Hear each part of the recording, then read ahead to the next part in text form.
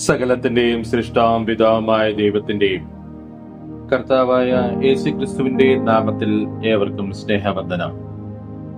ഇന്ന് ജൂലൈ 1. ഇന്ന് നമ്മൾ വായിക്കുന്ന ആദ്യത്തെ വായനാഭാഗം ശമൂവേൽ 1-ാം പുസ്തകം 13-ാം അധ്യായം. ശമൂവേൽ 1-ാം പുസ്തകം 13-ാം അധ്യായം 1-ാം വാക്യം മുതൽ. ശൗൽ രാജാവായപ്പോൾ 30 വയസ്സുള്ളവനായിരുന്നു. അവൻ ഇസ്രായേലിൽ 2 സംവത്സരം വാണു. ശൗൽ ഇസ്രായേലിൽ 3000 പേരെ തിരഞ്ഞെടുത്തു.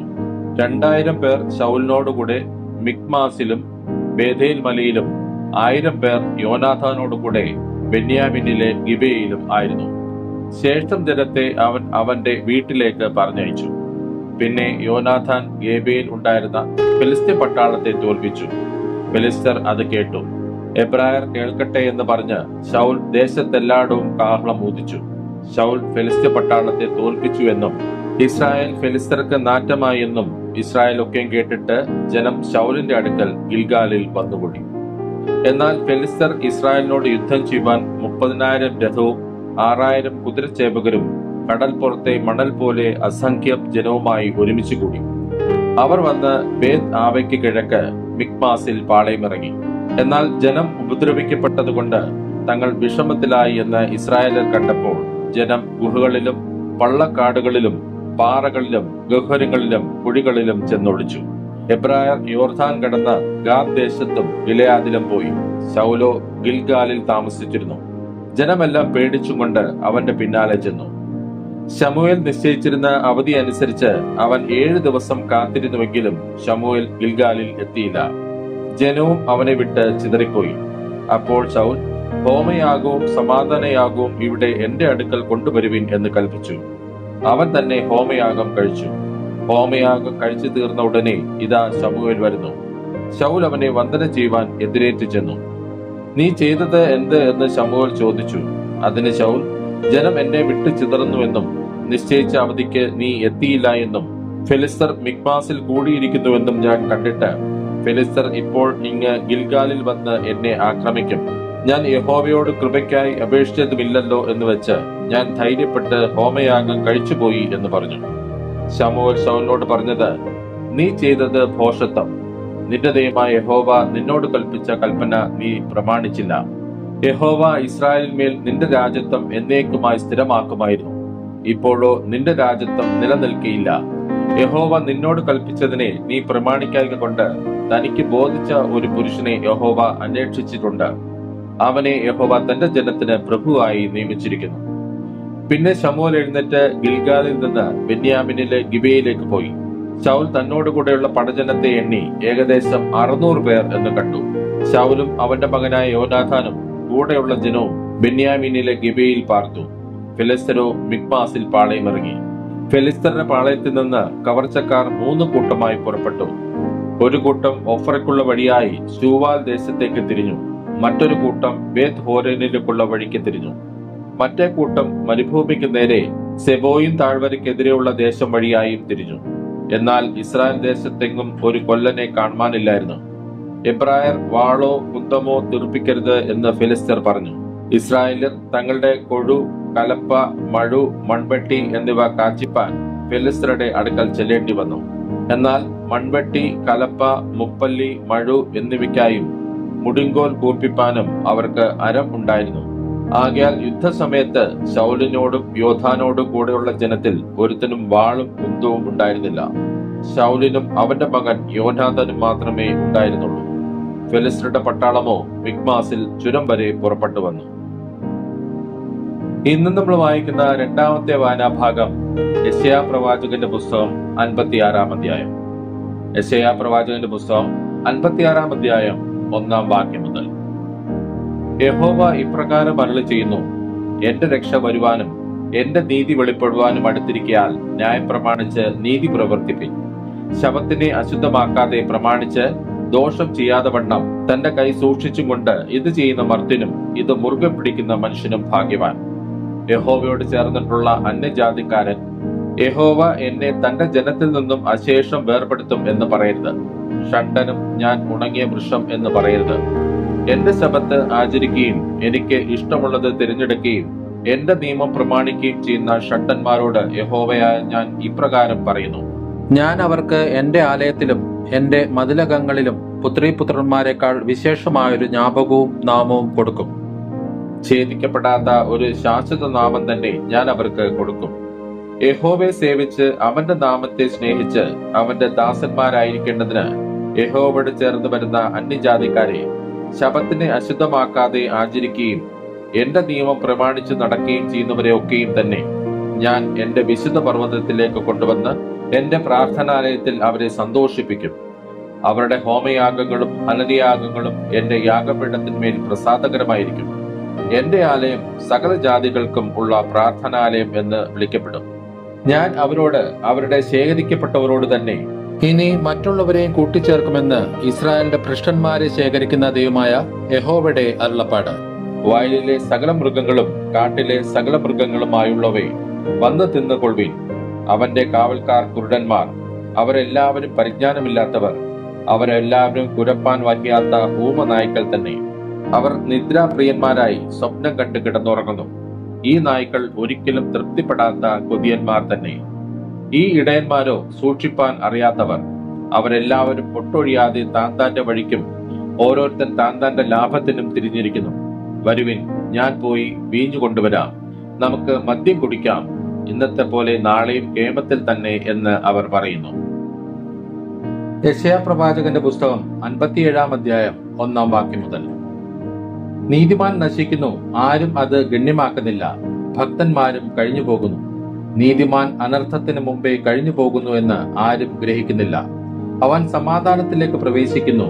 നേരായി നടക്കുന്നവരൊക്കെയും താന്താന്റെ കിടക്കയിൽ വിശ്രാമം പ്രാപിക്കുന്നു. ക്ഷുദ്രക്കാർത്തിയുടെ മക്കളെ, വ്യഭിചാരിയുടെയും വേശ്യയുടെയും സന്തതിയെ, ഇങ്ങോട്ട് അടുത്തു വരുവിൻ. നിങ്ങൾ ആരെയാകുന്നു കളിയാക്കുന്നത്? ആരുടെ നേരെയാകുന്നു നിങ്ങൾ വായു പിളർന്ന് നാക്ക് നീട്ടുന്നത്? നിങ്ങൾ അതിക്രമക്കാരും വ്യാജസന്തതിയും അല്ലയോ? നിങ്ങൾ കരുവേലകത്തിന്റെ അരികത്തും ഓരോ പച്ചമരത്തിൻ കീഴിലും ജ്വലിച്ച് പാറപ്പിളർപ്പുകൾക്ക് താഴെ തോട്ടുപക്കത്ത് വെച്ച് കുഞ്ഞുങ്ങളെ അറക്കുന്നുവല്ലോ. തോട്ടിലെ മിനുസമുള്ള കല്ല് നിന്റെ പങ്ക്, അത് തന്നെ നിന്റെ ഓഹരി. അതിനല്ലോ നീ പാനീയ ബലി പകർന്ന് ഭോജന ബലി അർപ്പിച്ചിരിക്കുന്നത്. ഈ വക കണ്ടിട്ട് ഞാൻ ക്ഷമിച്ചിരിക്കുമോ? പൊക്കവും ഉയരവുമുള്ള മലയിൽ നീ നിന്റെ കിടക്ക വിരിച്ചിരിക്കുന്നു. അവിടേക്ക് തന്നെ നീ ബലി കഴിപ്പാൻ കയറി ചെന്നു. കതകിനും കട്ടിളയ്ക്കും പുറകിൽ നീ നിന്റെ അടയാളം വെച്ചു. നീ എന്നെ വിട്ടു ചെന്ന് മറ്റുള്ളവർക്ക് നിന്നെ തന്നെ അനാവൃതയാക്കി കയറി നിന്റെ കിടക്ക വിസ്താരമാക്കി അവരുമായി ഉടമ്പടി ചെയ്ത് അവരുടെ ശയനം കൊതിച്ച് ആംഗ്യം നോക്കിക്കൊണ്ടിരുന്നു. നീ തൈലവും കൊണ്ട് മോലെക്കിന്റെ അടുക്കൽ ചെന്നു. നിന്റെ പരിമളവർഗം ധാരാളം ചെലവ് ചെയ്തു. നിന്റെ ദൂതന്മാരെ ദൂരത്തയച്ച് പാതാളത്തോളം ഇറങ്ങിച്ചെന്നു. വഴിയുടെ ദൂരം കൊണ്ട് നീ തളർന്നു പോയിട്ടും അത് നിഷ്ഫലമെന്ന് നീ പറഞ്ഞില്ല. നിന്റെ കൈവശം ജീവശക്തി കണ്ടതുകൊണ്ട് നിനക്ക് ക്ഷീണം തോന്നിയില്ല. കപടം കാണിപ്പാനും എന്നെ ഓർക്കുകയോ കൂട്ടാക്കുകയോ ചെയ്യാതിരിപ്പാനും നീ ആരെയാകുന്നു ശങ്കിച്ച് ഭയപ്പെട്ടത്? ഞാൻ ബഹുകാലം മിണ്ടാതെ ഇരുന്നിട്ടല്ലയോ നീ എന്നെ ഭയപ്പെടാതിരിക്കുന്നത്? നിന്റെ നീതി ഞാൻ വെളിച്ചത്താക്കും, നിന്റെ പ്രവൃത്തികളോ നിനക്ക് പ്രയോജനമാകയില്ല. നീ നിലവിളിക്കുമ്പോൾ നിന്റെ വിഗ്രഹ സമൂഹം നിന്നെ രക്ഷിക്കട്ടെ. എന്നാൽ അവയെയൊക്കെയും കാറ്റ് പാറ്റിക്കൊണ്ടുപോകും, ഒരു ശ്വാസം അവയെ നീക്കിക്കളയും. എങ്കിലും എന്നെ ആശ്രയിക്കുന്നവൻ ദേശത്തെ അവകാശമാക്കി എന്റെ വിശുദ്ധ പർവ്വതത്തെ കൈവശമാക്കും. നികത്തുവിൻ, നികത്തുവിൻ, വഴിയൊരുക്കുവിൻ, എന്റെ ജനത്തിന്റെ വഴിയിൽ നിന്ന് ഇടർച്ച നീക്കിക്കളവിൻ എന്ന് അവൻ അരുളി ചെയ്യുന്നു. ഉന്നതനും ഉയർന്നിരിക്കുന്നവനും ശാശ്വതവാസിയും പരിശുദ്ധൻ എന്ന നാമമുള്ളവനുമായവൻ ഇപ്രകാരം അരുളി ചെയ്യുന്നു: ഞാൻ ഉന്നതനും പരിശുദ്ധനുമായി വസിക്കുന്നു. താഴ്മയുള്ളവരുടെ മനസ്സിലും മനസ്താപമുള്ളവരുടെ ഹൃദയത്തിനും ചൈതന്യം വരുത്തുവാൻ മനസ്താപവും മനോവിനയമുള്ളവരോടുകൂടി വസിക്കുന്നു. ഞാൻ എന്നേക്കും ബാധിക്കയില്ല, എല്ലായ്പ്പോഴും കോപിക്കുകയുമില്ല. അല്ലെങ്കിൽ അവരുടെ ആത്മാവും ഞാൻ സൃഷ്ടിച്ചുള്ള ദേഹികളും എന്റെ മുമ്പിൽ നിന്ന് ക്ഷയിച്ചു പോകുമല്ലോ. അവരുടെ അത്യാഗ്രഹത്തിന്റെ അകൃത്യം നിമിത്തം ഞാൻ കോപിച്ച് അവരെ അടിച്ചു. ഞാൻ കോപിച്ച് മുഖം മറിച്ചു. എന്നാറെ അവർ തിരിഞ്ഞ് തങ്ങൾക്ക് തോന്നിയ വഴിയിൽ നടന്നു. ഞാൻ അവരുടെ വഴികളെ കണ്ടിരിക്കുന്നു. ഞാൻ അവരെ സൗഖ്യമാക്കും. ഞാൻ അവരെ നടത്തി അവർക്ക് അവരുടെ ദുഃഖിതന്മാർക്ക് തന്നെ വീണ്ടും ആശ്വാസം വരുത്തും. ഞാൻ അധരങ്ങളുടെ ഫലം സൃഷ്ടിക്കും. ദൂരസ്ഥനും സമീപസ്ഥനും സമാധാനം സമാധാനം എന്നും ഞാൻ അവരെ സൗഖ്യമാക്കുമെന്നും യഹോവ അരുളി ചെയ്യുന്നു. ദുഷ്ടന്മാരോ കലങ്ങി മറിയുന്ന കടൽ പോലെയാകുന്നു. അതിന് അടങ്ങിയിരിപ്പാൻ കഴിയുകയില്ല. അതിലെ വെള്ളം ചേറും ചെളിയും മേലോട്ട് തള്ളുന്നു. ദുഷ്ടന്മാർക്ക് സമാധാനമില്ല എന്ന് എന്റെ ദൈവം അരുളി ചെയ്യുന്നു. ഇന്ന് നമ്മൾ വായിക്കുന്ന മൂന്നാമത്തെ വായനാഭാഗം യോഹന്നാനുണ്ടായ വെളിപാട് 21 22 അധ്യായങ്ങൾ. യോഹന്നാനുണ്ടായ വെളിപാട് 21 അധ്യായം 1 വാക്യം മുതൽ. ഞാൻ പുതിയ ആകാശവും പുതിയ ഭൂമിയും കണ്ടു. ഒന്നാമത്തെ ആകാശവും ഒന്നാമത്തെ ഭൂമിയും ഒഴിഞ്ഞുപോയി, സമുദ്രവും ഇനിയില്ല. പുതിയ യെരുശലേം എന്ന വിശുദ്ധ നഗരം ഭർത്താവിനായി അലങ്കരിച്ചിട്ടുള്ള മണവാട്ടിയെ പോലെ ഒരുങ്ങി സ്വർഗത്തിൽ നിന്ന് ദൈവസന്നിധിയിൽ നിന്ന് തന്നെ ഇറങ്ങുന്നത് ഞാൻ കണ്ടു.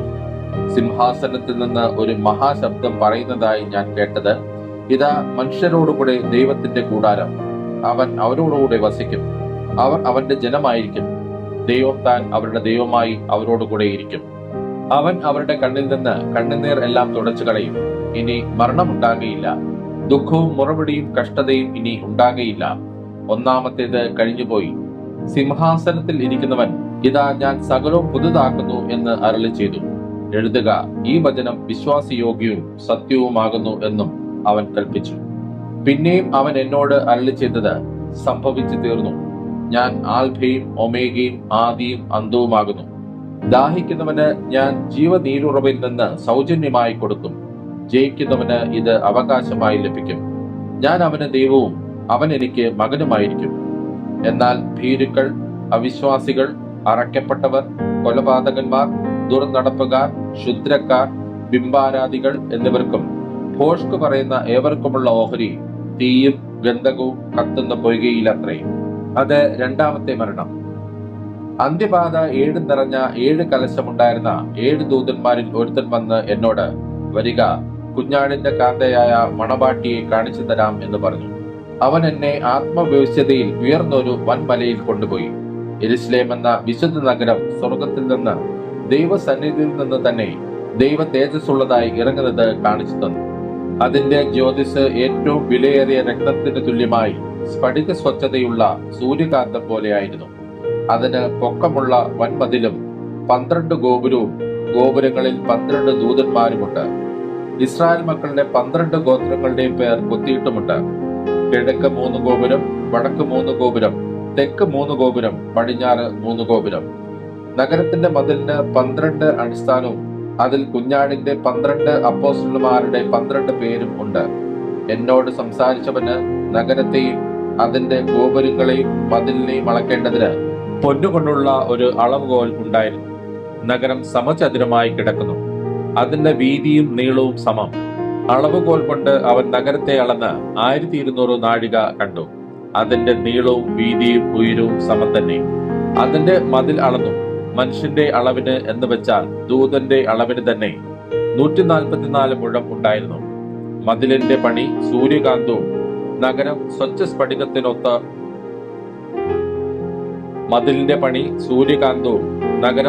സ്ഫടികത്തിനൊത്ത തങ്കവുമായിരുന്നു.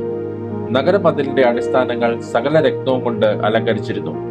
ഒന്നാം അടിസ്ഥാനം സൂര്യകാന്തം, രണ്ടാമത്തേത് നീലരത്നം, മൂന്നാമത്തേത് മാണിക്യം, നാലാമത്തേത് മരതകം, അഞ്ചാമത്തേത് നഖവർണി, ആറാമത്തേത് ചുവപ്പ് കല്ല്, ഏഴാമത്തേത് പീതരക്തം, എട്ടാമത്തേത് ഗോമേതകം, ഒമ്പതാമത്തേത് പുഷ്യരാഗം, പത്താമത്തേത് വൈഢൂര്യം, 11ാമത്തേത് പത്മരാഗം, 12ാമത്തേത് സുഗന്ധരത്നം.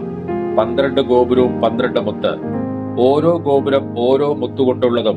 നഗരത്തിന്റെ വീഥി സ്വച്ഛ സ്ഫടികത്തിന് തുല്യമായ തങ്കവുമായിരുന്നു. മന്ദിരം അതിൽ കണ്ടില്ല.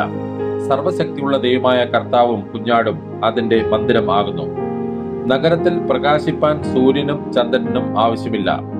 ദൈവ തേജസ് അതിനെ പ്രകാശിപ്പിച്ചു. കുഞ്ഞാട് അതിന്റെ വിളക്കാകുന്നു. ജാതികൾ അതിന്റെ വെളിച്ചത്തിൽ നടക്കും. ഭൂമിയുടെ രാജാക്കന്മാർ തങ്ങളുടെ മഹത്വം അതിലേക്ക് കൊണ്ടുവരും. അതിന്റെ ഗോപുരങ്ങൾ പകൽക്കാലത്ത് അടയ്ക്കുകയില്ല, രാത്രി അവിടെയില്ലല്ലോ. ജാതികളുടെ മഹത്വവും ബഹുമാനവും അതിലേക്ക് കൊണ്ടുവരും. കുഞ്ഞാടിന്റെ ജീവപുസ്തകത്തിൽ എഴുതിയിരിക്കുന്നവരല്ലാതെ അശുദ്ധമായത് യാതൊന്നും മ്ലേച്ഛതയും ഭോഷ്കും പ്രവർത്തിക്കുന്നവനാരും അതിൽ കടക്കയില്ല.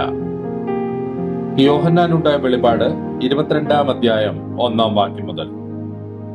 വീഥിയുടെ നടുവിൽ ദൈവത്തിന്റെയും കുഞ്ഞാടിന്റെയും സിംഹാസനത്തിൽ നിന്ന് പുറപ്പെടുന്നതായി പളുങ്ക് പോലെ ശുഭ്രമായ ജീവജല നദിയും അവൻ എന്നെ കാണിച്ചു.